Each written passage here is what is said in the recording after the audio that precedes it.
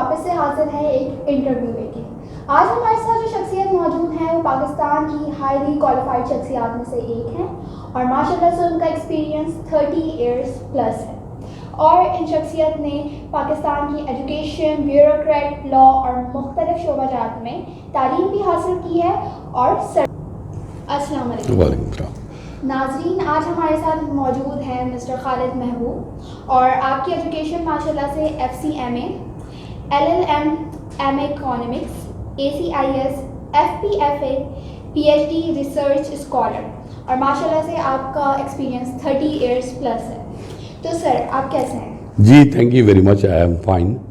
और आप कैसी हैं? आप ठीक हैं? अल्हम्दुलिल्लाह सर। तो सर आप अपने बारे में कुछ बताइए हमारे नाज़रीन को। मैं असल में definitely I have long experience in my life and I have seen so many departments, not in government but in semi-government, in private institutions. And now I am affiliated with the Institute of Cost and Management Accountants of Pakistan, and I am also doing my PhD research, PhD law from Karachi University, and I have very diversified experience along with my qualification. So definitely आज का जो भी interview है, I think that is related with my book, and I wrote a book on the issue that is corporate directors, ownership and strategical control. So I wrote this book in 2020. In 2020 I have completed this, and the basic reason for writing this book is that we do not have in a good quantity the research oriented book on this issue, and most of the author always prefer to publish normally the BR Acts and whatever the publications received from the regulatory body and the others. So I tried my best to write a research book on the company law and especially on the issue of the directors, board of directors and good governance. Okay. So sir, what was your inspiration? What was the thing, what was the point at that you felt that there is a need of such book? Actually, I have already told to you, and I have mentioned so many things in my book about the legislation, about the others issues which pertains to the performance of the directors and the board of directors and the governance issue. मैं उसका थोड़ा सा आपको मैं ये detail बता दूं, और इससे पहले भी एक चैनल पे मैंने इंटरव्यू दिया था। मैं नहीं चाहता कि वो चीज़ें I have to repeat it again and again, but the main issue with the company law, my subject is basically company law. The main issue is कि in Pakistan the legislation is not very fast. So अगर मैं बहुत ही short में अगर मैं कहूँ तो ये कहूँ कि जी 1913 में जो हमारी जो है वो जो इंडिया का जो लॉ था वो एप्लीकेबल पाकिस्तान, और उसके बाद फिर हमने लेजिस्लेशन जो है वो 1984 में की। यानी आप ये समझ लें कि कंपनी लॉ जो है हमने जो बनाई वो कोई हमने 35 ईयर्स के बाद बनाई। उसके बाद फिर हमने जो है वो एक और नया लॉ लेकर आए, जो बेसिकली नया लॉ तो नहीं कहेंगे बल्कि ये वो लॉ है कि मतलब एक तरीके से री enactment and reform in the company law, and that is called company act 2017। तो कंपनी ऑर्डिनेंस 1984 के बाद हम जब कंपनी एक्ट 2017 पर आए तो उसके ऊपर भी जो है वो हमें जो है वो 33 ईयर्स जो है वो उसके ऊपर लग गए। अच्छा, ये कंपनी लॉ एक्चुअली आप ये समझें कि this is one of the most vast and expanded book. The reason because कि it contains more than 500 sections. ठीक है, तो it's contains more than 500 sections, और कोई भी हमारा लॉ जो है ना इतना बड़ा नहीं है जितना कि हमारा कंपनी एक्ट 2017 है। ये एक दूसरी बात है कि अगर हम इसको जो है वो यूके के कंपनी लॉ से अगर हम मुकाबला करें तो यूके का जो सेक्शन है कंपनी लॉ का वो तकरीबन जो है वो 1300 सेक्शन पर है। लेकिन बहरहाल एक वहाँ एक कल्चरल डेवलपमेंट है, प्रोफेशनल डेवलपमेंट है, तो शायद वो 1300 को तो वो हजम कर जाते हैं, लेकिन हमारे लिए ये 500 सेक्शन जो है, तो so it's a big law, so we have to create more understanding, मतलब ये है कि फॉर दिस बुक। अच्छा, इसके अलावा फिर मैं ये कहूँ कि एक अच्छी बात ये है कि जब रिफॉर्म इसमें जब आया तो इसमें जो है वो ये फ़ायदा हुआ कि हम जो है वो हमने इसमें जो है वो थोड़ी सी न्यू टेक्नोलॉजी के हवाले से बात की। हमने जो है वो कुछ आर्टिकल ऑफ एसोसिएशन मेमोरेंडम के हवाले से जो है कुछ चेंजेस लेकर आए, शरिया लॉ लेकर आए। इसके अंदर जो है वो रियल एस्टेट का भी एक सेक्शन लेकर आए। और मुझे यहाँ पर ये बात ये कहने दीजिए कि आई मस्ट टेल यू कि when you talk about the governance then we have to implement it fully. जब तक हम उसको इम्प्लीमेंट नहीं करेंगे तब तक जो है वो नहीं होगा।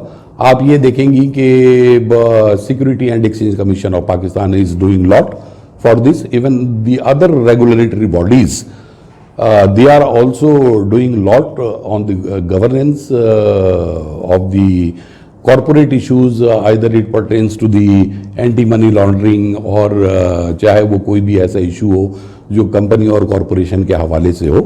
रेगुलेटरी बॉडी में जैसा कि मैंने ACCP का जिक्र किया, इसमें स्टेट बैंक ऑफ पाकिस्तान जो है वो सफ़े अव्वल के ऊपर है। इसमें institute of cost and management accountants of Pakistan जो एक वर्ल्ड रिनाउंड इंस्टीट्यूशंस है और इनके कोई 7000 जो है वो मेंबर्स हैं और बड़े हाई प्रोफाइल पोजीशन को इंजॉय करते हैं। ये खुद अपने प्रैक्टिशनर्स के लिए और खुद अपने मेंबरों के लिए भी इन्होंने जो है वो गाइडलाइंस और बाकी चीज़ें जो हैं वो इशू की हैं गवर्नेंस के हवाले से। इवन ICAP भी हैं और दूसरे जो है वो रेगुलेटरी बॉडी इसके अंदर जो है वो शामिल हैं। इसमें अगर मैं गवर्नेंस के हवाले से बात करूं तो मैं ये समझता हूं कि गवर्नेंस को हम 2 हिस्सों में तकसीम किए देते हैं। एक गवर्नेंस का तो वो इशू है जो कि हमारे जो है वो आप ये समझ लें कि लिस्टेड कंपनी और प्राइवेट सेक्टर से, जिसको हम गवर्नेंस जो है वो 2017 कहते हैं, कोड ऑफ गवर्नेंस 2017। और एक जो है वो पर्टेन करता है with the government institution and state owned enterprises के हवाले से। तो जो स्टेट ओन्ड इंटरप्राइजेस के ऊपर जो एप्लीकेबल जो वो होता है वो हमारा गवर्नेंस कोड ऑफ गवर्नेंस 2013 को जो है वो हम इसके ऊपर अप्लाई करते हैं। लेकिन ये एप्लीकेशन सबके ऊपर जो है वो नहीं होता और ये एप्लीकेशन उन इदारों के ऊपर होता है जो कंपनी लॉ के तहत जो है वो रजिस्टर्ड हुए हों और जिसका रेगुलेटर जो है वो ACCP हो। वो इदारे, वो इंस्टीट्यूशंस SOEs के अंदर जो कंपनी लॉ के अंदर नहीं आते, वो उनके ऊपर कोई रेगुलेटरी बॉडी नहीं है, जैसे अथॉरिटी है, ट्रस्ट है, इन लोगों के ऊपर नहीं है। तो आप ये देखेंगी कि इनका परफॉर्मेंस भी जो है एज सच उस तरीके से ठीक नहीं है। इसमें अगर मैं डायरेक्टर के पॉइंट ऑफ व्यू से अगर मैं बात करूं तो डायरेक्टर की एक्चुअली जो ड्यूटीज़ जो है ना वो है आपके फिडुशियरी ड्यूटीज़ हैं, इनकी ड्यूटीज़ एज ए ट्रस्टी है, इनकी ड्यूटीज़ ओवरसाइट को जो है वो देखना है। जो भी रेगुलेशंस वगैरह जो आ रही हैं या जो भी गवर्नेंस वगैरह जो हमारे पास आ रही हैं, अगर हम उस गवर्नेंस को जो है वो देखें तो ऐसा लगता है कि जैसे हमने उस फॉर एग्जांपल कि मैं 2000 कोड ऑफ गवर्नेंस 17 की बात करूं या अगर मैं 13 की भी मैं बात कर लूं, ऑलमोस्ट बहुत हद तक चीज़ों में सिमिलरिटी है। तो ऐसा लगता है कि बहुत सारी चीज़ों की जो वर्किंग डाइवर्जन है वो आपके एग्जीक्यूटिव से निकल के जो है वो बोर्ड ऑफ डायरेक्टर्स और डायरेक्टर्स के ऊपर आ गई है। तो मैं ये समझता हूं कि उसकी मौजूदगी में जो बोर्ड का जो असल ओवरसाइट का जो काम है, जो बोर्ड का एक स्ट्रेटेजिकल काम है, वो थोड़ा सा इफेक्टेड हुआ है। और मैं समझता हूं कि बोर्ड को इतना ज्यादा आप you should not overload the board with the executive works कि there should be no difference between the executives who are working in the organisation and the directors who are performing as a board member in any institution. तो एक जंगल इसको जो है ना बनाए, बल्कि ये है कि जी इसको इस तरीके से करें कि उनका ज़्यादा फोकस जो है वो ओवरसाइटनेस की तरफ हो और स्ट्रेटेजी की तरफ हो और मतलब ये है कि आप उसके जो है वो जिसको कहते हैं उसकी मॉनिटरिंग की तरफ हो। कंपनी लॉ के ही हवाले से एक बात में और मैं आपको बताता चलूँ कि एक सेक्शन है जिसको हम वो कहते हैं 456 का सेक्शन जो है कंपनी एक्ट 2017 का, जो रियल एस्टेट से रिलेट करता है। आपको शायद इस बात का अंदाज़ा ज़रूर होगा कि रियल एस्टेट में इरेगुलरिटीज़ किस लेवल की जो है वो पहुंची हुई है, और रियल एस्टेट में खरबों रुपए के, बिलियंस ऑफ रुपीस के जो है वो इन्वेस्टमेंट मौजूद हैं। थोड़ा सा इसमें मैं कॉन्स्टिट्यूशनल राइट्स को भी लेकर आऊँगा कि ना जाने कितने केसेस फ्रॉड के, चिटिंग के और बाकी चीज़ों के जो है वो कोर्ट ऑफ लॉ में जा रहे हैं, और हर एक की अपनी लिमिटेशन की वजह से जो है वो जस्टिस में भी जो है वो कुछ डिले तो होता ही है, क्योंकि लिमिटेशंस हैं अपनी अपनी जगह पर, तो लोगों को वो चीज़ें वो नहीं मिल पाती, वो इंसाफ भी नहीं मिल पाता। तो एक बड़ा अच्छा जिसको कहते हैं कि एरिया डिज़ाइन करके उसे कंपनी लॉ के अंदर जो है वो एससीसीपी ने जो है वो डाला। आप ये समझ लें कि अगर कहीं ये डिमोलिशन की बात आ जाती है तो डिमोलिश तो कर दिया जाता है, लेकिन होता क्या है कि किसी कस्टमर ने उसके ऊपर जो है वो 50 लाख रुपए अपने इन्वेस्ट कर दिए, तो उसके बाद जो है वो डिमोलिश हो जाता है, उसके 50 लाख रुपए वो चले गए और फिर जो ओनर होता है वो भी भाग गया, आप उसको जो है वो एब्सकॉन्डेड हो जाता है, तो फिर आप उसको जो है वो कुछ नहीं कर सकते। इन चीज़ों की सेफगार्ड प्रोवाइड करने के लिए एससीसीपी ने एक बड़ा अच्छा जो है वो सेक्शन जो है वो अपने कंपनी लॉ के अंदर डाला, जो 456 है इसका गालिबन सेक्शन जो है ना। तो लेकिन ये है कि जी वो अभी तक इम्प्लीमेंट नहीं हुआ, और मैं ये समझता हूँ कि in the larger interest of the public इसको जो है वो एससीसीपी को करना चाहिए, इसको इंट्रोड्यूस जो है वो, और इसको इम्प्लीमेंट करना चाहिए, ये बहुत ज़रूरी है। सर, माशाल्लाह से आपकी नॉलेज इतनी वास्ट है और आपने इतने वास्ट टॉपिक को चूज किया, ओन किया बुक के लिए। जी जी। सो मेरा आपसे क्वेश्चन है, आपको कितना टाइम लगा इस बुक को कंप्लीट करने में? देखिए, जब मैं मास्टर ऑफ लॉ कर रहा था तो उस वक्त इस किताब का एक सब्जेक्ट जिसको कहते हैं, एक पोर्शन जो है that was the part of my thesis. तो उसमें मतलब ये है कि उससे मुझे थोड़ी सी रहनुमाई मिली, and since I am doing my PhD law, so my main subject is also the corporate law. तो I feel good and ease in writing this book, और इसमें तो कोई शक नहीं है कि when you are going to write a book you have to go through the pain and through the research work, and if you are really writing something, then you are going to say something to the society, and you are going to give something to the society for the betterment of the industry, commerce, regulators and others. तो मैं वो तमाम चीज़ों को रख के जो है वो मैंने उन चीज़ों को जो है वो किया। तो बोर्ड ऑफ डायरेक्टर्स के हवाले से मैं ये भी कह रहा था कि जिस तरीके से हमारे जो है ना कि तमाम चीज़ें बोर्ड ऑफ डायरेक्टर्स पे नहीं डाल देना चाहिए, उसमें इंडिपेंडेंट डायरेक्टर्स भी हमारे आते हैं। अगर आप इंडिपेंडेंट डायरेक्टर्स की भी अगर आप बात करेंगी तो बहुत सारे कंट्रियों ने जो है वो डिफाइन किया, जिसके अंदर जो है वो अमेरिका भी है, जिसमें यूके है, जिसमें ब्राज़ील है, जिसके अंदर अफ्रीका है। इसी तरीके से जो है वो पाकिस्तान ने भी जो है वो इंडिपेंडेंट डायरेक्टर को जो है वो किया, डिफाइन किया कि जी इंडिपेंडेंट डायरेक्टर जो है वो किसके कहते हैं। उसके कुछ पैरामीटर्स बनाए गए कि आप कौन सी कंपनी किस तरह होगी और उसके कितने डायरेक्टर्स आप रखेंगे। स्पेशली ये लिस्टेड कंपनी के लिए जो है वो मतलब ये है कि किया गया, और ये एक बहुत अच्छी चीज़ है। इंडिपेंडेंट डायरेक्टर्स के अंदर अलबत्ता ये है कि जी अब दुनिया में कुछ और भी चेंजेस आ रही हैं। अब ये हो रहा है कि इंडिपेंडेंट डायरेक्टर्स के अंदर जो है वो सिविल सोसाइटी के रिप्रेजेंटेटिव्स को भी रखा जा रहा है। ये अभी पाकिस्तान में तो गालिबन ये ट्रेंड नहीं है, लेकिन ये है कि जैसे फॉर एग्जांपल सिंगापुर, तो सिंगापुर में जो है अब सिविल सोसाइटी के जो मेंबर्स हैं तो उनको भी एज अ इंडिपेंडेंट डायरेक्टर जो है वो रखा जा रहा है, so that there should be the proportionate of the transparency and the proportionate I mean sharing of the society in the board of directors and in the company। इसकी वजह क्या है? इसकी वजह ये है कि जिस मुल्क में या जहां पर भी कॉन्स्टिट्यूशन है जो डेमोक्रेटिक है, उसके अगर आप इकोनॉमिक्स पे जाएंगी तो वो वेलफेयर इकोनॉमिक्स से रिलेट करता है। तो जब आप वेलफेयर इकोनॉमिक्स की बात करेंगी तो वेलफेयर इकोनॉमिक्स के अंदर जो है वो पब्लिक रिप्रेजेंटेशन का होना एक बहुत ज़रूरी एलिमेंट है। जिस तरह पुलिस में भी कुछ रिफॉर्म हुआ, उसमें भी पब्लिक रिप्रेजेंटेटिव डाली गई, तो ये एक इसका हिस्सा है। इसको जो है वो उस तरीके से जो है वो होना चाहिए। और अच्छी बात यह है कि एक नई बात ये हुई है कि अब हमारे गवर्नेंस में एक और भी चीज़ जो है वो चीज़ लाई गई कि security and exchange commission of Pakistan ने ये 9 अप्रैल 2020 को बोर्ड के परफॉर्मेंस का भी एक पैरामीटर वो लेकर आए और उन्होंने कहा कि नहीं, सिर्फ ये नहीं कि बोर्ड ने अपना काम किया, बोर्ड ने कितना काम किया and how they worked, who will evaluate it.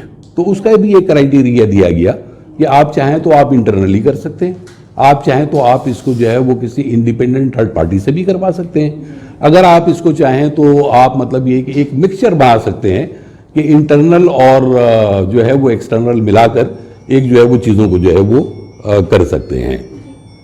अच्छा, एक और इशू भी जो है जो बोर्ड ऑफ डायरेक्टर्स के हवाले से है वो ये था कि हम एक कॉन्सेप्ट यूज करते हैं अल्ट्रा वायर्स। अल्ट्रा वायर्स का मतलब ये होता है कि बियॉन्ड द लॉ। अच्छा, अब क्या हुआ कि एक ज़माने में वकील हजरात और जो कंसल्टेंट जो कॉरपोरेट लॉ से रिलेटेड होते थे, जब वो आर्टिकल ऑफ एसोसिएशन और मेमोरेंडम ऑफ एसोसिएशन बनाते थे तो वो उनका जो है वो काफ़ी लंबा वक्त गुजरता था और पता नहीं उन्हें कौन कौन सी टर्मिनोलॉजियाँ सोच के जो है वो उसमें वो देनी पड़ती थी। तो उसमें जो है वो मतलब ये है कि अब उसे जो है वो सिंगल लाइन कर दिया गया है, आर्टिकल ऑफ एसोसिएशन का भी एक फॉर्मेट जो है वो कर दिया गया है और मैं ये समझता हूँ कि ये एक बड़ी अच्छी जो है वो जिसको कहते हैं कि एक इम्प्रूवमेंट है और उससे जो है जो ultra vires of the business का जो कॉन्सेप्ट है वो बहुत हद तक जो है वो अब कम होता जा रहा है कि नहीं जी आप ये बिजनेस कर सकते हैं, वो बिजनेस नहीं कर सकते। लेकिन स्टिल अगर मैं इसको एक कंपैरिजन करूं बाहर के मुल्कों से और इंडो पाक से, तो इंडिया और पाकिस्तान में अभी भी अल्ट्रा वायर्स की एक इम्पॉर्टेंस मौजूद है, लेकिन यूके वगैरह जैसी जगह पर, अमेरिका जैसी जगह पर ये चीज़ें अब ख़त्म होकर बहुत हद तक जो है वो रिस्ट्रिक्ट होकर अब ये चैरिटेबल इंस्टीट्यूशन और एनजीओ तक जो है वो रह गया है। तो ये एक अच्छी बात है कि हम उस तरफ जा रहे हैं कि जहाँ पर हम एक ऑटोनॉमी दे रहे हैं और ऑटोनॉमी के साथ जो है वो चीज़ों को जो है वो हम लेकर वो चल रहे हैं। तो इससे जो है वो गवर्नेंस में बड़ी वैल्यू एडिशन होगी, मेरा अपना ख्याल है। ठीक है, डायरेक्टर्स के मामले में एक बहुत बड़ा प्रॉब्लम है जिसका जिक्र करना यहाँ पर बहुत ज़रूरी है। देखिए, बात यह है कि जब हम अकाउंटेबिलिटी की बात करते हैं तो जब भी हम अकाउंटेबिलिटी की बात करते हैं तो इट मीन्स कि वहाँ पर दो चीज़ें आती हैं कि either you are working with the intention of with bona fide intention और विद मालाफाइड इंटेंशन। ठीक है, लेकिन इसके साथ होता क्या है कि हर जगह पर एक चीज़ ये दिया गया है कि if you are doing anything in a good faith then no question will arise about you कि व्हाई यू डिड दिस। ठीक है, मैं एक बड़ी छोटी सी बात कहता हूँ, आप अपने जो है वो एक छोटे भाई के साथ वो जा रही हैं और उसका हाथ आपने पकड़ा, वो एकदम से गिर गया, तो आपको मैं नेग्लिजेंट करार नहीं दूंगा कि जी मतलब ये है कि नहीं जी वो तो गिर गया, मतलब ये है कि मैंने तो अपना तो पूरा केयर किया था।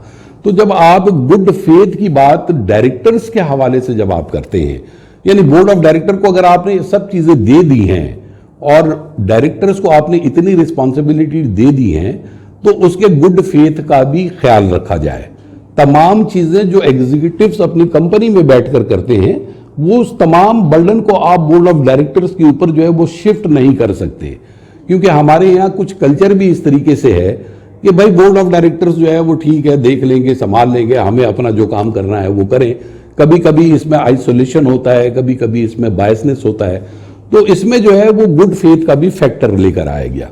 तो अगर मैं डायरेक्टर्स के गुड फेथ के बारे में बात करूं और इसको कंपनी लॉ 2017 से अगर मैं रिलेट करूं तो गुड फेथ के ऊपर कोई 9 सेक्शंस जो हैं वो दिए गए हैं, जिसमें 204 है, आपके जो है वो 215 है, 291 है, 391 है, ये सब जो है वो गुड फेथ से रिलेट करते हैं। लेकिन उसमें एक लीगली खामी है मेरे अपने हवाले से, जो मैं ये समझता हूं कि अगर आप ये कहते हैं कि जी गुड फेथ को अगर आपने 9 प्लेसेस के ऊपर आपने इसका कोई जिक्र किया है तो गुड फेथ की डेफिनेशन क्या होनी चाहिए, ये डेफिनेशन बदकिस्मती से आपके सेक्शन 2 में मौजूद नहीं है।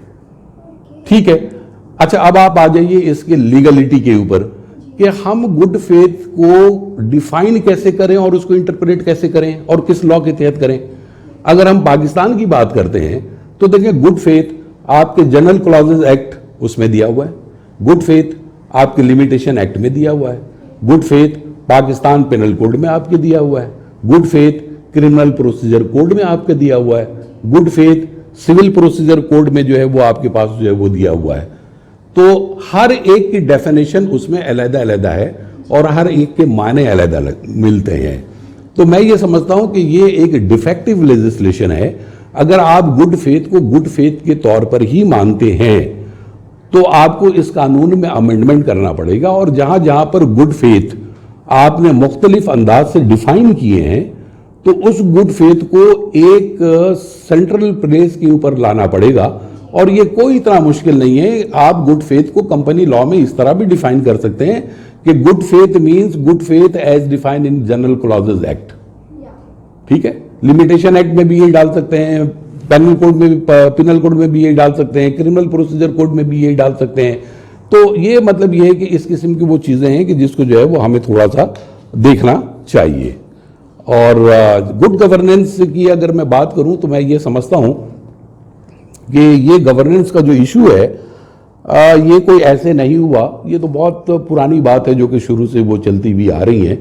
लेकिन प्रॉब्लम्स उस वक्त बहुत ज़्यादा एराइज हुई जब बहुत सारे फ्रॉड के केसेस और फाइनेंशियल माल प्रैक्टिस के केसेस जो है वो ज़्यादातर 2001 में देखे गए, फिर 2003 में देखे गए, 4 में देखे गए, जिसमें यूएसए के अंदर, ब्राज़ील के अंदर, इटली के अंदर, चाइना के अंदर, मतलब ये है कि ये फ्रॉड्स और फाइनेंशियल माल प्रैक्टिसेस हुई, विंडो ड्रेसिंग हुई। तो वहाँ से फिर मुख्तलिफ जो है वो कानून बनने जो है वो शुरू हुए।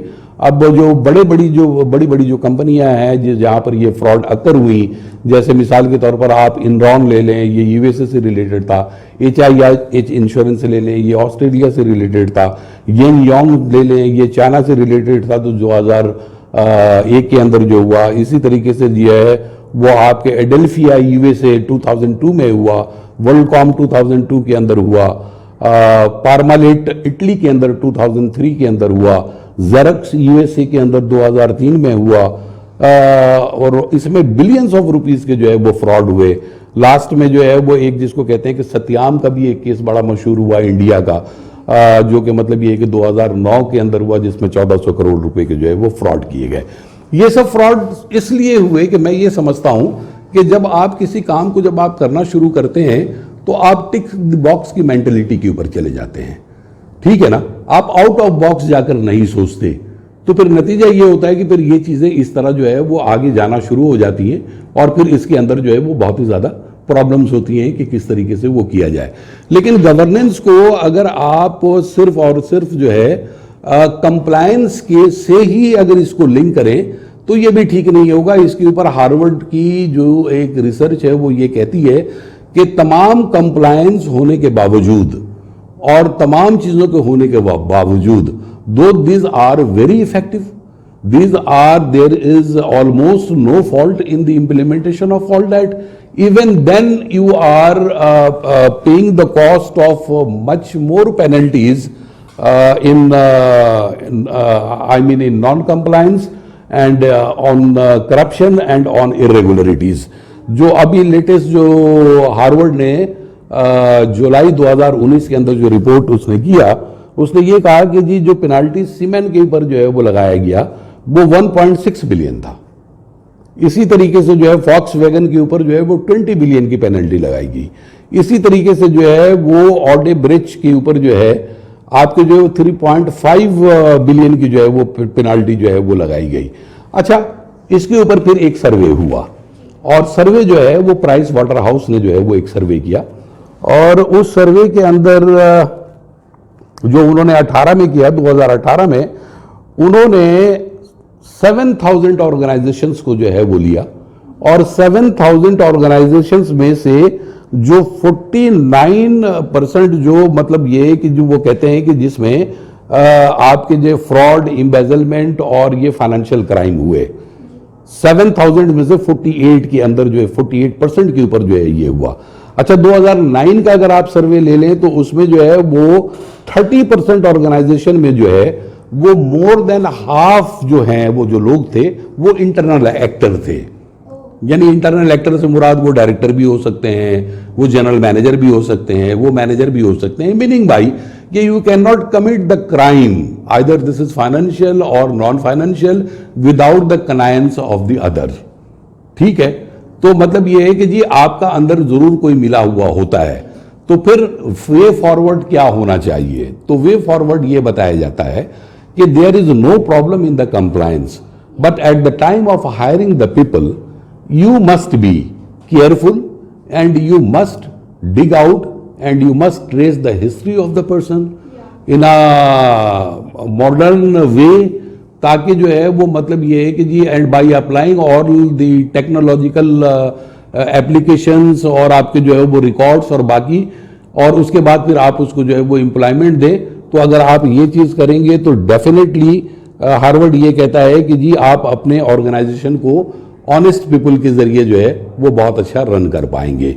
मैं अगर इससे 20 साल पीछे चला जाऊं, 40 साल पीछे चला जाऊं, जिस वक्त इतना कानून नहीं था और उस जमाने में भी करप्शन था, तो उस करप्शन को अगर मैं अभी के करप्शन से जो है वो अगर मैं कंपेयर करूं तो आप ये देखेंगे कि 10 टाइम्स और 20 टाइम्स इजाफा हो चुका है। तो it's a food of thought for everyone कि सेल्फ अकाउंटेबिलिटी की बड़ी अहमियत है। और मैं यहाँ पर ज़रूर इस्लाम का जिक्र करूँगा और अल्लाह के उस कलाम का और हुजूर सल्लल्लाहु अलैहि वसल्लम जो हमारे जो है वो मोहसिन इंसानियत हैं और उन तमाम खुलफाए राशिदीन का जिन्होंने हमेशा जो है वो ऑनेस्टी की सबक दी। जिस बात को इतना कानून बनाने के बावजूद आप ऑनेस्टी की बात कर रही हैं, ये ऑनेस्टी आज से बहुत पहले हमने दे दिया है। बदकिस्मती ये है कि जब हम रिसर्च को लेते हैं तो रिसर्च में हम अपने इस्लामिक एस्पेक्ट को इतना अहमियत नहीं देते। हम समझते हैं कि जी जो सलमन ने कहा वही सिर्फ ठीक है, जो एरिस्टोटल ने कहा वही सिर्फ ठीक है, जो ऑस्टिन ने कहा वही सिर्फ ठीक है। तो अब ये वक्त आ गया है कि हम चूंकि मुस्लिम हैं, जो नॉन मुस्लिम है जब वो ऑनेस्टी की उस तरीके से बात कर रहे हैं और इंटेग्रिटी की बात कर रहे हैं जो हमारे लीडरान ऑलरेडी कर चुके हैं और स्कॉलर्स कर चुके हैं, तो हमें अब उनकी भी बातों को रिसर्च का हिस्सा बनाना चाहिए। गुफ्तगू जारी रहेगी, लेकिन प्रोग्राम में वक्त हुआ चाहता है एक ब्रेक का, तो मिलते हैं आप लोगों से ब्रेक के बाद।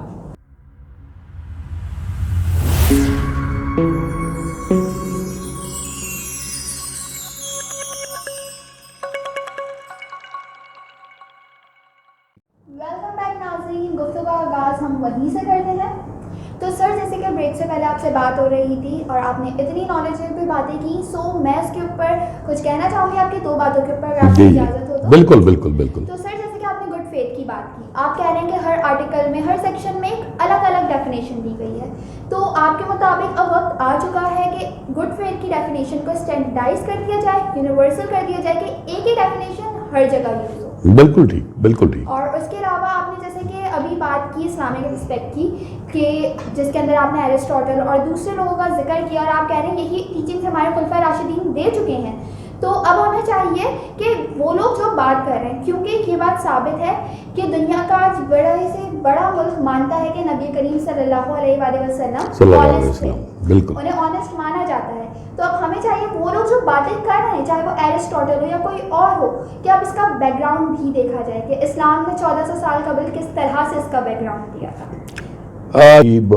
छोटी सी बात है, उनकी हुजूर सल्लल्लाहु अलैहि वसल्लम साहब की शख्सियत और उनकी कदर पूरी दुनिया में जिस तरह है, ऑनेस्टी तो एक बहुत छोटी सी बात है, इससे कई गुना बड़ी बड़ी चीज़ें जो मतलब ये कि होती हैं, वो भी जो है वो मतलब ये है कि उनके जिसको कहते हैं कि सरवर कायनात के रेफरेंस जो है वो हमें नसीब हुआ और उनके थ्रू जो है वो हमें मिला और हम ने इंसानियत पे भी काफ़ी जो है वो मतलब ये बहुत कुछ सीखा। ये बात बिल्कुल ये ठीक है। मैंने गुड फेथ को इसलिए स्टैंडर्डाइज करने के लिए मैंने कहा कि उसकी एक वजह ये है कि ताकि आप जो है वो एक ऑटोनोमस की तरफ जाएं, यूनिफॉर्मिटी की तरफ जाएं। यूनिफॉर्मिटी की तरफ क्यों जाएं? यूनिफॉर्मिटी की तरफ आप इसलिए जाएं, यूनिफॉर्मिटी की तरफ आप इसलिए जाएं ताकि देखें, जब हम अकाउंटेबिलिटी की बात करते हैं तो मुख्तलिफ इदारे और मुख्तलिफ एजेंसियां भी साथ साथ रन कर रही होती हैं। तो उसमें होता ये है कि अगर मैं किसी एजेंसी से ताल्लुक़ रखता हूं और मैं ये समझता हूं कि जी मुझे आपको चार्ज करना है, तो मैं ये कहूँगा कि जी आप पर कौन सा सेक्शन मुझे फिट करना चाहिए। तो मैं कहूँगा कि नहीं जी आपके ऊपर तो जो क्रिमिनल प्रोसीजर कोड का है वो फिट करना चाहिए। आप कहेंगी कि नहीं मुझे तो जो वो जनरल क्लॉजेज एक्ट के तहत देखा जाए। तो फिर ये इसको कौन हल करेगा कि इसमें गुड फेथ की जो फिलॉसफी है, जो डॉक्ट्रिन है, वो कैसे जो है वो हल होगा। तो ये उसके ऊपर जो है वो एक यूनिफॉर्मिटी का जो है वो आना ज़रूरी है। और हमें बहुत ऑनेस्टली जो है वो मतलब ये है कि गवर्नेंस की तरफ बढ़ना पड़ेगा। एक बड़ा सैड न्यूज़ ये भी हुआ अभी हाल फिलहाल कि आपको पता है कि जी फाइनेंशियल एक्शन टास्क फोर्स ने जो है वो पाकिस्तान को 4 महीने के लिए जो है वो ग्रे एरिया में जो है वो अभी तक जो है वो रखा है। और अभी तक जो है वो हम ग्रे मतलब ये लिस्ट में रखा है और हम वाइट लिस्ट में अभी तक जो है वो नहीं आ पाए। और शायद जून में कोई मीटिंग हो तो उसके अंदर कुछ बेहतरी हो। अब देखें इसके अंदर क्या इशू क्या है कि जी बात दरअसल ये है कि जी ऐसा नहीं है कि पाकिस्तान कोशिश नहीं कर रहा है। पाकिस्तान के तमाम रेगुलेटरी बॉडीज, ठीक है, वो दिन रात डे एंड नाइट, चाहे वो अकाउंटिंग के प्रोफेशन से रिलेट करते हो, चाहे वो गवर्नमेंट की एसीसीपी हो, चाहे वो स्टेट बैंक ऑफ पाकिस्तान हो, चाहे वो टेररिज्म का हो, मतलब ये है कि वो लगे हुए हैं कि किसी भी तरीके से हम इतने कंप्लायंस बनाएं ताकि जो है वो फाइनेंशियल एक्शन टास्क फोर्स के उसको जो है वो जो कंप्लायंस है हम उसको पूरा कर सकें। जो हमें 27 जो है वो जो दिए गए थे पॉइंट्स, उसमें से जो 6 पॉइंट्स हमारे बाकी थे, तो वो सबमिट करने के बावजूद जो है वो फाइनेंशियल एक्शन टास्क फोर्स को मैं फटाफ किए लेता हूं कि बार बार इतना लंबा बोलना पड़ता है। तो मतलब ये है कि उन्होंने उससे जो है वो एग्री नहीं किया। क्या हम काम नहीं कर रहे हैं? हम बिल्कुल काम कर रहे हैं, लेकिन क्या है, मैं देखें दोबारा इसी बात को मैं रिपीट करूंगा कि हमारी लेजिस्लेशन बड़ी वीक है। और जब हम पर जब कोई ऐसी चीज आती है कि now we have to do something, we are the part of the global village, we can not keep our self being a country, being a citizen in isolation, तो then we feel ourselves in compulsion to do something to being a friend of the and the family of the global village।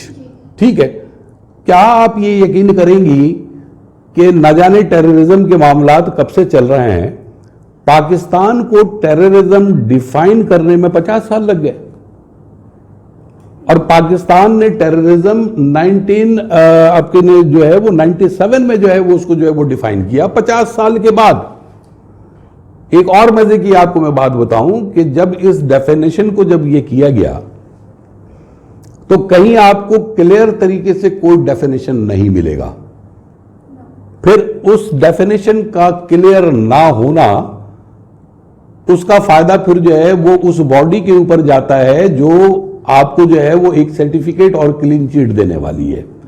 वो फिर आपको जो है वो clean chit जो है फिर वो नहीं देती, वो कहती है कि नहीं जी आपके पास तो इतने मसाइल हैं, आपके पास तो ये चीजें हैं। ठीक है, तो 27 में से 6 पर हमने कंप्लायंस किया, लेकिन ये है कि वो नहीं मानते। वो कहते हैं कि नहीं जी, जिस तरह अमेरिका कहता है डू मोर, तो उस तरीके से वो कहते हैं कि नहीं जी आपको जो है इसके ऊपर जो है और जो है वो इस पे काम करना पड़ेगा। अच्छा, अब बात ये नहीं है कि खुदा ना खास्ता कि जी कोई पॉलिटिकल पार्टीज या हमारा लेजिस्लेशन टेररिज्म को जो है वो प्रॉपरली डिफाइन नहीं कर सकती। बिल्कुल डिफाइन कर सकती है, उसको डिफाइन करना चाहिए। और being PhD research scholar law, मैं ये कहूंगा कि जी उस डेफिनेशन को ब्रॉड करने के बजाय आप नैरो करें। जब आप टेररिज्म को जब आप इतना ब्रॉड डिफाइन करते हैं तो होता क्या है कि जी किसी ने किसी की गाड़ी को टक्कर भी मार दी तो आपकी इतनी वो होती है कि आप ये कहते हैं कि नहीं जी ये तो इसको पाकिस्तान पिनल कोड के तहत नहीं लेना चाहिए, ये तो टेररिज्म का एक्ट है, हालांकि वो टेररिज्म का नहीं है। तो ये वक्त है कि हम टेररिज्म को जो है वो ठीक तरीके से जो है वो डिफाइन करें। लेकिन इसके साथ साथ मैं एक चीज और भी कहूंगा, और वो ये मैं कहूंगा कि देखिए पाकिस्तान अपनी पूरी कोशिश कर रहा है और खुदा ना खास्ता पाकिस्तान आप पूरी एक ट्रेल को आप उठाकर देख लें तो पाकिस्तान जो है वो टेररिज्म के खिलाफ जितना फाइट कर रहा है ये दुनिया जानती है। लेकिन चूंकि हमारे अड़ोस पड़ोस में दुश्मन भी हैं, ठीक है, कहीं पर कुछ दुश्मनियां हैं, कहीं पर कुछ है, तो उनकी भी कोशिश होती है कि जी पाकिस्तान को जो है वो वाइट लिस्ट में ना आने दिया जाए। मैं समझता हूं कि ये कानून के साथ साथ एक पॉलिटिकल मामला भी है। तो इसमें मैं ये समझता हूं कि सिर्फ कानून ही नहीं बल्कि इसमें फॉरेन अफेयर को भी कुछ इस तरीके से रोल अदा करना चाहिए कि वो इन्फ्लुएंस कर सके ये इंटरनेशनल ऑर्गेनाइजेशंस को जिनसे हमने कन्वेंशन साइन किए हैं, ताकि उनको वो कायल कर सके कि नहीं ये इस तरीके से नहीं है बल्कि हम इसको इस तरीके से लेकर चल रहे हैं। और अगर हमारे खिलाफ अगर कोई कहता है तो हम उसे जो है वो मतलब ये कि नेगेट करने की सलाहियत रखें। हमें अपने फॉरेन अफेयर्स में भी जो है वो बड़े प्रोफेशनलिज्म की जरूरत है। मैं एक और नॉलेज भी आपको मैं देता चलूं कि सिर्फ फाइनेंशियल एक्शन टास्क फोर्स के कंप्लायंस को पूरा करने के लिए पाकिस्तान में 3 दर्जन कानून को अमेंड्स करने पड़े। 3 दर्जन, 3 डजन का laws, rules, regulation, act and ordinance were amended and even this process is continue. हम अभी तक इस चीज को कर रहे हैं, तो हम किसी से पीछे नहीं हैं, हम ये तमाम चीजें कर रहे हैं और इंशाअल्लाह अल्लाह ने चाहा तो हम बहुत जल्द जो है वो वाइट लिस्ट में भी आ जाएंगे। इसके अंदर जो है वो सर, जैसे कि अभी आपने प्राइवेट सेक्टर की बात की, अब आपसे मैं आपका कमेंट चाहूँगी गवर्नमेंट सेक्टर के ऊपर कि गवर्नेंस इशू गवर्नमेंट सेक्टर में आप किस तरह से देखते हैं? जी बहुत अच्छा सवाल है और मैं समझता हूँ कि चूँकि हम एक वेलफेयर इकोनॉमी में रहते हैं और डेवलपिंग कंट्रीज़ का हिस्सा हैं और बाय वर्च्यू ऑफ डैट हम जो है वो डेफिसिट बजट के ऊपर जो है वो मतलब चल रहे होते हैं। तो इसमें तो कोई शक नहीं कि बड़ी इम्प्रूवमेंट जो है वो लिस्टेड कंपनीज़ में और प्राइवेट सेक्टर की कंपनीज़ में जो है वो रेगुलेशंस और कंप्लायंस और उनके ओरिएंटेशन से बड़ी बेहतरी आ रही है और आएगी। अगर आप पब्लिक गवर्नमेंट सेक्टर की अगर आप बात करती हैं तो मैं इसको इस तरह टर्म करूंगा कि स्टेट ओन इंटरप्राइजेज जिसको आप कह लें। तो स्टेट ओन इंटरप्राइजेज का कोई आज से जिक्र नहीं है बल्कि 77 साल पाकिस्तान को बने हुए हो गए। एक ज़माने में PIDC का बहुत नाम था और बाकी चीज़ों का बहुत नाम था। बात दरअसल ये है कि जब आप ऑटोनॉमी नहीं देंगे तो काम नहीं हो सकता। ठीक है, किसी मिनिस्टर ने ये कहा कि autonomy means with in the government autonomy. मैं समझता हूं कि इसको बोलने की तो कोई जरूरत नहीं है कि if I am talking about the government sector and if I am talking about the autonomy, so it is quite understood that this is the autonomy within the government, not outside the government. We are not talking about the NGO and not for the others. ठीक है, तो autonomy आपको देना पड़ेगा। जब आप autonomy नहीं देंगे, पावर को सेंट्रलाइज करेंगे, पावर आपके फेडरल सेक्रेटरीज के पास होंगी, बोर्ड आपके पास सिर्फ जो है वो एक जिसको कहते हैं कि जी एक आपके बोले हुए एक्टर की तरह जो है वो मतलब ये कि काम करेगा, तो आप जो है वो फिर उसके अंदर ऑटोनॉमी लेकर नहीं आ सकती। आपको डिसीजन के लिए आपको बोर्ड को पावर देने हैं, आपको चेयरमैन के पावर देने हैं, चेयरमैन को पावर देना है। आप ये सुनती होंगी, आप चूंकि मीडिया से हैं, कि बहुत सारे कॉरपोरेशन और कंपनी जो कि गवर्नमेंट से पर्टेन करते हैं वो अपनी मर्जी से 2 क्लर्क नहीं रख सकते जब तक वो मिनिस्ट्री से ना पूछ ले, तो फिर बोर्ड की हैसियत क्या हुई। ठीक है, मैं आपको ऐसा नहीं है कि उनमें पोटेंशियल नहीं होता या उस ऑर्गेनाइजेशंस पे काम करने की सलाहियत नहीं होती। मैं आपको रेफर करूंगा 91-92 की बात, जब ऑटोनमस में एक तब्दीली लाई गई थी और पाक सुजुकी की एक मैं मिसाल दूंगा उस वक्त की कि उनके डिलीशन प्रोग्राम के तहत कोई मैं समझता हूं कि 14-15 साल में भी जो गवर्नमेंट ने डिलीशन प्रोग्राम बनाए थे वो भी पूरा नहीं कर सके थे। जाहिर सी बात है कि गवर्नमेंट ऑर्गेनाइजेशन था उस वक्त, ठीक है।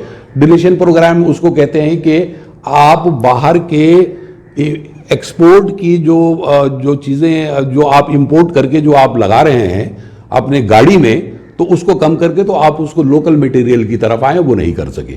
फिर एक वक्त ऐसा आया कि कुछ ऑर्गेनाइजेशन को एक्सपेरिमेंट की बुनियाद के ऊपर ये कहा गया कि अब now the government is not going to support you, if you can survive yourself, otherwise we will not inject and we will not give you any bail out. ठीक है, उन्होंने कहा कि okay fine, give us some time. और फिर उनकी अपनी management ने काम करना शुरू किया और वो कंपनियां जो लॉस में जा रही थी वो सर्वाइवल की तरफ आ गई। And what was the reason? Reason because कि the influence of the ministry, the influence of the other bureaucratic bodies was lesser. ठीक है, and that's why they survived. ठीक है, अभी आप ये अंदाजा कर लें कि कौन सा इंस्टीट्यूशन है जो मतलब ये है कि जी लॉस की तरफ नहीं जा रहा है। अगर आप एसओईज की अगर बात कर ले तो स्टेट ओन इंटरप्राइज हमारे पास कोई तकरीबन 212 है। अब 212 में से 84 है जिसको हम कहते हैं कि शायद इनमें कोई वायबिलिटी हो, बाकी हमें प्राइवेटाइजेशन की तरफ जाना पड़ेगा, कुछ को हमें जो है वो फारिग कर देनी पड़ेगी डेफिनेटली। फिर ये होगा कि जी आपकी अनएम्प्लॉयमेंट बढ़ जाएगी, बाकी चीज़ें बढ़ जाएंगी। आप ये अंदाज़ा लगाएं कि पाकिस्तान रेलवे और पीआईए इन दोनों का मिलाकर जो एक्युमुलेटेड लॉस 18-19 में जो रिपोर्ट किया गया वो 88 बिलियन रुपीस किया गया। Can you imagine? ठीक है, अच्छा इसी तरीके से ओजेडीसीएल और पीपीएल वगैरह जो बड़ी अच्छी कंपनियों में शुमार होती हैं, गवर्नमेंट उसमें भी जो है वो डिसइन्वेस्टमेंट के बारे में जो है वो मतलब ये है कि जी सोच रही है। तीसरी बात मैं आपको बताऊं कि जो टॉप 10 कंपनीज हैं, जो टॉप 10 जो एसओईज हैं, उनके लॉसेस कॉन्स्टिट्यूट करते हैं अप्रोक्सीमेटली 90% ऑफ द रिमेनिंग एसओईज। तो आप अंदाजा लगाएं कि हम कहां पर खड़े हैं। ठीक है, अच्छा फिर यह हुआ कि अब हम जा रहे हैं बोर्ड को ऑटोनॉमी देने के लिए। कल हमारे फाइनेंस एडवाइजर जो हैं वो उन्होंने भी कहा कि हम बोर्ड को ऑटोनॉमी देंगे और इसको चेयरमैनशिप से जो है वो अलहदा रखेंगे और बोर्ड को हम जो है वो ज़्यादा ऑटोनॉमी देंगे। ये उस वक्त तक ये चीज़ें नहीं हो सकती जब तक प्रैक्टिकली इसको इंप्लीमेंट ना किया जाए। अच्छा, ये प्रैक्टिकली इंप्लीमेंट नहीं हो सकता, ये मैं कहता हूं। क्यों नहीं हो सकता? मिनिस्ट्री का इन्फ्लुएंस खत्म नहीं होगा। जो बोर्ड आपका बना है उस बोर्ड में अगर मिनिस्ट्री का एक सेक्रेटरी या एडिशनल सेक्रेटरी बैठेगा तो खुद ब खुद इंटरफेरेंस होगी। अच्छा, फिर एक और भी बात आपको बताऊं, हमारे जो हैं वो 3 पिलर हैं, आपको पता है। एक हमारा जुडिशियरी है, एक हमारा जो है वो एग्जीक्यूटिव है, और तीसरा हमारा क्या है आप बताइए? मतलब एक हमारे पास जुडिशियरी है, एक हमारे पास एग्जीक्यूटिव है, और एक और है, ये अभी मुझे नाम जो है वो याद आ जाएगा। जुडिशियरी का जो है ये पार्लियामेंट है, यही है ना, पार्लियामेंट्री है ना, यही 3 है ना। पार्लियामेंट को हमेशा जो है वो बोर्ड ऑफ डायरेक्टर्स और इन चीज़ों से अलहदा रखा गया है। लेकिन अभी भी आप कुछ कंपनियों में जाएंगी, कुछ ट्रस्टीज में या कुछ ट्रस्ट में या कुछ और ऑर्गेनाइजेशन में, तो अगर वहां का चेयरमैन अगर बोर्ड का अगर पॉलिटिकल लीडर हो तो मुझे बताइए कि ये सेपरेशन जो है वो पार्लियामेंट, जुडिशरी और एग्जीक्यूटिव ऑफ पार्लियामेंट में कैसे फर्क होगा? मैं आपको एक छोटा सा एग्जाम्पल दिए देता हूं, अभी दिए देता हूं। कायदे-ए-आज़म, मज़ार आपका जो है वो ट्रस्ट बोर्ड है, आप उसको जो है वो जाकर सर्च करें, ठीक है, तो आपको ये मिलेगा कि उस ट्रस्ट और उस बोर्ड का जो चेयरमैन है वो आपका फेडरल मिनिस्टर हेरिटेज है। आपको अलहदा करना चाहिए, क्योंकि अब अगर वो चेयरमैन बन गए तो फिर जुडिशरी और आपके पार्लियामेंट और एग्जीक्यूटिव फिर तो अलहदा तो नहीं हुई। तो हमें ये वो चीज़ें हैं जिसको हमें बहुत सोचना पड़ेगा। हमें, मैं ये समझता हूँ कि जी ऑनेस्टी के साथ जो है ये इसके ऊपर हमें देखना पड़ेगा, कुछ ऑनेस्टी का मुजाहरा करना पड़ेगा। और अगर ये टाइम पास है तो फिर ये टाइम पास ही रहेगा, कभी इसके अंदर जो है वो कोई तब्दीली जो है वो नहीं आ सकती। तो मैं यही बात कहूँगा कि इंस्टीट्यूशनल ऑनेस्टी के साथ अगर हम काम करें गवर्नमेंट और पब्लिक सेक्टर और आपकी प्राइवेट सेक्टर के ऊपर, तो इंशाल्लाह हम बहुत जल्दी जो है वो शाइन करेंगे और करप्शन भी कम होगा, नॉन कंप्लायंस भी कम होगा और बहुत कुछ बेहतर होगा। हमारी सब चीज़ें मिंगल हो चुकी हैं, मिक्स हो चुकी हैं। अब हमारे वक्त आ गया है कि हम इन सबको अलग अलग करें, जी। इस गुत्थी को सुलझाएं, फिर जाके हमारी कहीं से गवर्नेंस सही होगी और हमारे सेक्टर्स ऑनेस्ट हो सकते हैं। बिल्कुल ठीक है। देखें, जो गवर्नमेंट नॉन गवर्नमेंट इंस्टीट्यूशंस हैं वो इसके ऊपर भी काम कर रही हैं, बहुत ज़्यादा काम कर रही हैं, लेकिन इसके बावजूद अभी भी बहुत कुछ करना बाकी है। और हम सब ने मिल के इसके ऊपर सोचना है। कहीं पर हमें अपने डिफरेंसेस को ख़त्म करना है, पॉलिटिकल लेवल पे ख़त्म करना है, ब्यूरोक्रेटिक लेवल पे ख़त्म करना है, इंडस्ट्री और आपके जो है वो कॉमर्स लेवल के ऊपर ख़त्म करना है। और मतलब ये है कि काफ़ी सतहों के ऊपर हमें जो है इन चीज़ों को ख़त्म करके एक होना पड़ेगा। और हम सबको चाहिए कि हम इंस्टीट्यूशनल ऑनेस्टी की तरफ आएँ, और जिस रोज़ ये चीज़ें हमें पैदा हो जाएगी तो we will be absolutely on the right direction. तो सर, ये सॉल्व करने में, इनको इफेक्टिव बनाने में और रेगुलेटर्स का क्या रोल होगा? देख, आपको जो कुछ भी कंप्लायंस दिया जा रहा है आप उसका फॉलो अप करते हैं या नहीं करते। दूसरा रोल जो है वो रेगुलेटरी बॉडी का जो है वो एडवाइजरी रोल है। तीसरा रोल जो रेगुलेटरी बॉडी का है वो है एक्सरसाइज ऑफ कंट्रोल, कि अगर आप कोई चीज़ ना करें तो फिर उनको इतना इख्तियार होता है कि वो अगर चाहें तो आपको जो है वो पिनलाइज कर सकते हैं, आपके खिलाफ एक्शन ले सकते हैं।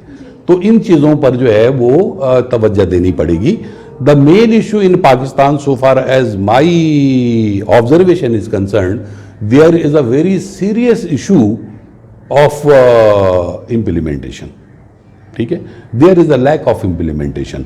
ठीक है, you prepare the law, you prepare and make thousands of law, but until and unless you will not implement it in a true spirit, you cannot go for the I mean to the good side. ठीक है, बल्कि आपकी इसी interview का एक फ़ायदा उठाते हुए मैं आपको ये बताता चलूँ कि वर्ल्ड जुडिशरी 2018 में ने उन्होंने एक स्टैटिस्टिकल फिगर जारी किया कि which country is top in the implementation of law. तो आप सुनकर हैरान होंगी कि यूनाइटेड अरब एमिरेट्स जो है वो नंबर 1 था इम्प्लीमेंटेशन में ऑल ओवर द वर्ल्ड। ठीक है, तो आप जितना कानून बना लें, इम्प्लीमेंटेशन अगर आप नहीं करेंगे, अगर आप उसमें मुख्तलिफ रास्ते बचने के निकालेंगे तो कभी भी आप जो है वो वहाँ तक नहीं पहुँच सकते। और ये फिर ये डिस्क्रिमिनेशन सोसाइटी में ज़रूर रहेगी, चाहे आप इस्लामिक रिपब्लिक ऑफ पाकिस्तान के कॉन्स्टिट्यूशन में कुछ भी लिख दें, किसी भी कानून में कुछ भी लिख दें। Honesty is the first thing. ठीक है, जो हमें हमारे मज़हब और उससे भी जो तालीम मिलता है, हमें यही मिलता है कि ऑनेस्टी सबसे पहले। ठीक है, तो ये है, मतलब ये है कि अगर आप ऑनेस्ट नहीं हैं तो इसका मतलब ये है कि कुछ भी नहीं है। और ऑनेस्टी एक बहुत बड़ा ब्रॉड सेंस वो है कि ऑनेस्टी में बहुत सारी चीज़ें आती हैं, आपको हर जगह पर ऑनेस्ट बनना पड़ेगा। जी जी, जैसे कि अभी आप ऑनेस्टी की बात कर रहे हैं और आप लॉ इम्प्लीमेंटेशन की बात कर रहे हैं, आप लॉ से भी लिंक्ड हैं। सो ये लॉ जो इम्प्लीमेंट होगा, ये लॉ इम्प्लीमेंट करवाने में कौन से ऐसे अफेक्टिव पीपल हैं, कौन से ऐसे कंसर्न लोग हैं जो इस लॉ को इम्प्लीमेंट करवा सकते हैं? देखिए, आपके सवाल की वही रिपीटेशन है। अगर आप जनरल क्वेश्चन ये कर रही हैं तो जनरल क्वेश्चन में जितने भी लॉ इन्फोर्सिंग एजेंसीज हैं, जितने रेगुलेटरी बॉडी हैं, जितने गवर्नमेंट की एजेंसियां हैं, जितने हमारे प्राइवेट इंस्टीट्यूशंस हैं, कॉमर्स एंड आपके जो है वो इंडस्ट्री के जो है वो आपके जो है वो एसोसिएशंस हैं, इन सब की जिम्मेदारी है कि मतलब ये है कि वो इन चीज़ों को जो है इम्प्लीमेंट करवाएं। और हर इदारे की जिम्मेदारी ये भी बनती है कि आप उसको जो है वो इम्प्लीमेंट करें। आपकी एक छोटी सी भूल चूक आपको बहुत नुकसान पहुंचा सकती है। आजकल एक बहुत बड़ा इशू चला हुआ है एनवायरनमेंट का इशू, ठीक है। किसको नहीं मालूम कि एनवायरनमेंट से जो है वो समंदर को कितना नुकसान हो रहा है। एनवायरनमेंट से पूरी आपकी सोसाइटी इफेक्टिव हो रही है। कराची में पानी का बुरा हाल है, लाहौर के अंदर फॉग को आप देख लें और वहाँ पर पोल्यूशन जो है एयर पोल्यूशन को आप देख लें, पंजाब में जो सूरत हाल है, बॉम्बे में आप चले जाएं और इंडिया में आप चले जाएं वहाँ देखें, तो ठीक है। तो मतलब ये कि ये सब चीज़ें इसी तरीके से रिलेटेड है कि जब तक आप इसको ट्रू सेंस में इम्प्लीमेंट आप नहीं करेंगे और आप खामोश रहेंगे कि नहीं कुछ और वक्त गुजर जाने दो, तो कुछ ज़्यादा वक्त ना गुजर जाए। Now I want to ask कि अब आपके कोई फाइनल वर्ड्स, आपका कोई मैसेज जो आप यूथ और हमारी सोसाइटी को देना चाहें, सो प्लीज। बिल्कुल मैं ये देना चाहूँगा।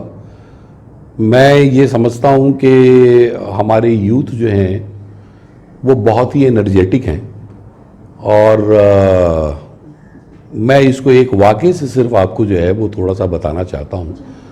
इस वाक़े को गुज़रे हुए कोई 15 साल तो हो गए। मैं किसी एनजीओ के किसी वक्त ये कोई बड़ा सैलाब आया था, तो एक हमारे बड़े अच्छे दोस्त हैं, तो वो अपने एनजीओ का एक कैंप लगाए बैठे थे और उसमें वो लोगों से डोनेशन और अतिया मांग रहे थे। तो उन्होंने कहा कि ज़रा आप भी थोड़ा आ जाइएगा, तो मैं वैसे ही जाकर जो है वो बैठ गया। आधे घंटे तक तो वहाँ पर कोई नहीं आया वहाँ पर। एक बच्ची आई, मेरा ख्याल है कि हार्डली शायद कोई मेरा ख्याल है कि इंटर वगैरह की कोई होगी, और उसने आकर वहाँ पर जो है वो 50 रुपये उस डब्बे में डाले। वो सीन मैं आज तक नहीं भूल सका। तो हमारी सोसाइटी में जो यंग जनरेशन है वो बहुत इफ़ेक्टिव है, वो बहुत ही ज़्यादा एनर्जेटिक है। सोसाइटी के लिए उस बच्ची ने अच्छा सोचा तो उसने उसमें 50 रुपये डाले, ठीक है। बाकी हम जैसे किसी लोगों ने उसके अंदर जो है वो नहीं डाला, तो उसने मुझे बड़ा इंस्पायर किया, ठीक है। और मैं ये समझता हूँ कि जो हमारी यंग जनरेशन है वो बिल्कुल कंपेटेबल है with the other part of the world. हाँ, ये मैं ज़रूर कहूँगा कि जब हमारी जनरेशन को ठीक करने की बात आती है तो जिम्मेदारी पेरेंट्स की भी आती है, जिम्मेदारी गवर्नमेंट की भी आती है, जिम्मेदारी पूरी सोसाइटी की भी आती है। तो हमें चाहिए कि हम सब मिलकर जो है वो अपने जनरेशन को अच्छा बनाने के लिए उनको अच्छी चीज़ दें, ठीक है। उनको अच्छी तालीम दें, उनको अच्छा टीचर दें, उनको अच्छा विज़न दें, उनको कंपैरेटिव स्टडी दें, उनको ये बताएं कि आपके दुनिया के दूसरे पार्ट में ये हो रहा है, आपको भी ये करना चाहिए। वैसे तो अब हमारी यंग जनरेशन बहुत चीज़ें खुद ही सीख लेती है मल्टीमीडिया और नेट और बाकी चीज़ों की वजह से, लेकिन इसके बावजूद बहुत ज़्यादा अभी भी उनको सीखने की ज़रूरत है।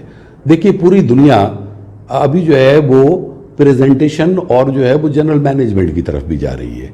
मैं इस वक्त जापान का एक एग्जाम्पल मैं आपको दूंगा कि अभी जापान की एजुकेशन में ये चेंज लाई गई कि जो भी बच्चे हैं उनको 6-7 साल तक वो कुछ नहीं पढ़ाएंगे और उनके हाथ में किताब नहीं देंगे, और उनको सिर्फ और सिर्फ एथिक्स, जनरल मैनेजमेंट, उठना बैठना, खाना पीना, किस तरीके से सोसाइटी में बिहेव करते हैं, ये चीज़ें उनको सिखाई जाएंगी और उसके बाद फिर उनके हाथ में किताब दिया जाएगा, ठीक है। जिस तरह हमारे यहाँ ये होता है कि जी 3 साल और 4 साल की बच्ची या बच्चे को इतना लोड कर दिया जाता है कि आपने सुना होगा कि कितने बच्चों को जो है वो नेक्स्ट के प्रॉब्लम जो है वो शुरू हो गए हैं। थोड़ा हमें पेपरलेस की तरफ भी जाना चाहिए। अभी आप ये देखें कि जी हम लर्निंग मैनेजमेंट प्रोग्राम के तहत भी जो है अब हमारी इंस्टीट्यूशंस जो है वो जा रही हैं, ठीक है। पेपरलेस की तरफ जाना चाहिए, ये इन्वायरमेंट को भी हेल्प करेगा, बच्चों को भी हेल्प करेगा। हमें ई लाइब्रेरी बनाना चाहिए, पढ़ने की आदत डालनी चाहिए। तो ये चीज़ें इंशाअल्लाह हम सब की जिम्मेदारी है और ख़ुद यूथ की भी जिम्मेदारी है। और यूथ में आजकल जो मैं देखता हूँ वो एक थोड़ी सी कमी ज़रूर है, और वो कमी है टॉलरेंस की। तो मैं ये समझता हूँ कि उनमें टॉलरेंस जो है वो होना चाहिए।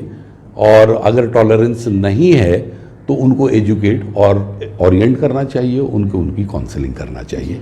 तो इंशाल्लाह they will be a very good staff and they will be the future leader. I am very happy to see you in a media, you are a teenager and you are actually heading the empowerment of the women in Pakistan। तो मैं ये समझता हूँ कि आपका इस तरीके से एंकर पर्सन होना, एक एंकर पर्सनैलिटी होना, यंग जनरेशन को भी एक मैसेज जाता है कि हम सबको भी इस तरह जो है वो कोशिश करना चाहिए। अभी कुछ दिन पहले वुमेन डे भी मनाया गया, तो उस हवाले से एक कोटेशन मैं आपको देता चलूँ कि चाइना की एक कोटेशन है, चाइनीज़ कोटेशन है कि वो ये कहते हैं कि women hold half of the world, half of the sky. Women hold half of the sky. ठीक है, तो आप लोगों की बड़ी अहमियत है। Thank you sir for your kind words, it means a lot. और अगर आप आखिर में आप 2 लफ्ज़ कहना चाहें तो कैमरा इज़ योर्स। जितनी बातें कहनी थी बहुत हद तक तो मैंने कह दी। लास्ट बट नॉट लीस्ट, मैं ये समझता हूँ कि जी मैंने आपके चैनल को देखा, आपके प्रोग्राम्स को देखे, माशाल्लाह the contribution of OMS TV is lot in the society and you are making good videos for the orientation and for the knowledge of the people of Pakistan। Thank you very much कि आपने मुझे भी मौका दिया कि मैं आपके channel का हिस्सा बन सकूं। तो मैं आपका भी शुक्रिया अदा करता हूं और आपकी पूरी टीम का, जिन्होंने बड़ी डेडिकेशन के साथ जो है वो इस इंटरव्यू को जो है वो लिया और आपने बड़े सब्र और तहम्मुल से जो है मेरी बात सुनी। तो thank you very much once again to the OMS TV। It's our pleasure. और आपके वक्त का भी बहुत बहुत शुक्रिया, क्योंकि वक्त सबसे ज़्यादा कीमती चीज़ है आज के दौर में। तो नाजरीन, ये था आज का हमारा इंटरव्यू और उम्मीद करते हैं आप लोगों के लिए भी ये बहुत इन्फॉर्मेटिव रहा होगा। मिलते हैं अब आपसे अगले इंटरव्यू में, जब तक के लिए इजाज़त। आपकी होस्ट इरज खान।